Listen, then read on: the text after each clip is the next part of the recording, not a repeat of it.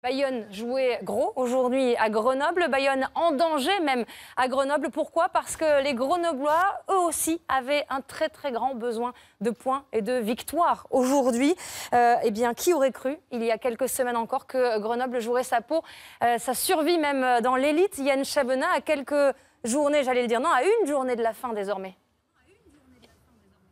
Pas un supporter grenoblois, en tout cas, n'aurait pu imaginer cette situation. Rendez-vous compte, il y a 2 mois et demi, Grenoble pointait à la 4e place du top 14 et rêvait de Coupe d'Europe et de phase finale. Oui, mais voilà, le rêve a tourné au cauchemar. 5 défaites de suite ont obligé donc cette équipe grenobloise à défier l'équipe bayonnaise pour un match capital en vue de la lutte au maintien. Un coude à coude entre ces deux équipes. Coude à coude également Rida Jaouer et Andrew Farley pour leur dernier match à Lesdiguières. En tribune, en revanche, Blair Stewart, l'ouvreur grenoblois et futur bayonnais qui n'a pas été convié à participer à cette rencontre. Des Bayonnais totalement hors sujet en début de match, à l'image ici de Scott Spedding qui se rend coupable de cette faute sur Jejen Bacher, l'arrière placé au poste d'ouvreur aujourd'hui. C'est un carton jaune pour Scott Spedding et les affaires débutent vraiment très très mal pour les Bayonnais. Elle va même se poursuivre très mal cette rencontre parce qu'ici Ratigny est victime d'un plaquage sans ballon de Dwayne Hare. Deuxième carton jaune et Bayonne donc obligé de jouer à 14 contre 15 durant 20 minutes et surtout obligé de subir la loi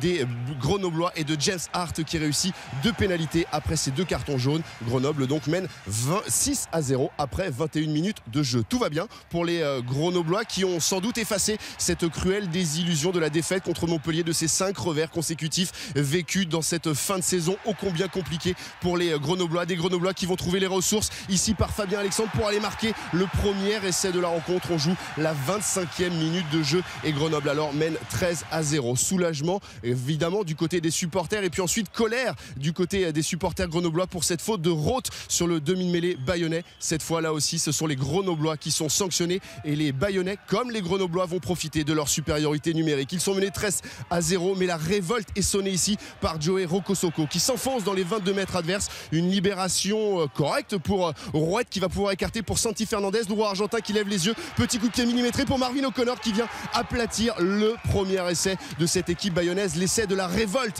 inscrit par Marvin O'Connor après ce très bon jeu au pied de de Santi Fernandez, 13-7, c'est le score à la mi-temps. Grenoble est en tête mais Fabrice Landreau est inquiet et il a raison de l'être car au retour des vestiaires on retrouve Bustos Moyano, le héros d'Anoeta, vainqueur à lui tout seul du Stade Français la semaine dernière. Il ajoute 3 points et permet à son équipe de revenir à 3 petites unités seulement de cette équipe grenobloise qui se présente en ce début de seconde période sous un visage totalement différent, indiscipliné, mal intentionné. Les joueurs grenoblois vont subir la loi des Bayonnais à l'image de Bustos Moyano. Superbe service pour Scott Spedding et Marvin O'Connor encore une fois en bout d'alignement qui vient ici aplatir le deuxième essai de la rencontre. Le diable de Marvin O'Connor, ancien joueur de Grenoble qui vient après avoir sonné la révolte inscrire l'essai qui permet pour la première fois dans cette rencontre à Bayonne de prendre les commandes et de mener 15-13. 2 points d'avance et un avantage de courte durée car en face James Hart, l'artificier, ne se manque pas. C'est un sans faute, 4 sur 4 pour le buteur grenoblois qui offre de nouveau un petit point d'avance à son équipe. On rentre alors dans le Money Time, dans le dernier quart d'heure de cette rencontre et Grenoble l'a bien compris, il en faudra un peu plus pour espérer battre cette équipe bayonnaise. Alors on pousse et on essaye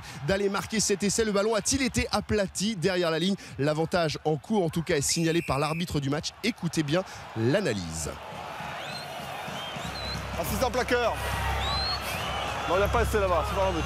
Le plaqueur ne s'est pas dégagé mais il n'y a pas essai. Pénalité donc pour Grenoble et attention, suivez bien le porteur de balle Julien Caminati, le numéro 11 ici. Il est juste devant l'arbitre et regardez, il joue rapidement cette pénalité. Il va prendre toute la défense bayonnaise à revers pour inscrire le deuxième essai de son équipe. Un essai de filou, un essai de raccro, un essai surtout qui n'aurait peut-être pas dû être validé. Regardez bien au ralenti, le ballon ne va jamais quitter les mains de Julien Caminati sur une pénalité. On doit absolument observer un temps d'écart entre le ballon, entre le fait de tenir le ballon et ensuite de le jouer. L'essai n'aurait pas dû être validé. Le score il est toujours de 21-15 quand ici Marvin O'Connor bénéficie d'une pénalité tentée et réussie par Martin Bustos Moyano. 3 points d'écart seulement, 21-18 pour Grenoble. La fin de match est irrespirable. Grenoble va tenir le ballon dans les dernières secondes. La victoire est acquise, le maintien en Pro D2 en top 14 également, sauf Sauf qu'ici, une dernière pénalité est sifflée. C'est ici le pauvre Jonathan Best qui est sanctionné. Pénalité donc pour Bayonne. L'occasion d'aller arracher le match nul. Christian Lanta tendu sur le banc. Martin Moustos Moyano détendu au moment de sa frappe. Et cette pénalité qui passe entre les poteaux. La joie, le soulagement des Bayonnais qui décrochent le point du match nul et peuvent encore espérer se maintenir. Pour Franck Orillon, il y avait de la déception. Grenoble laisse passer la victoire. Tout est encore à faire pour se maintenir en top 14.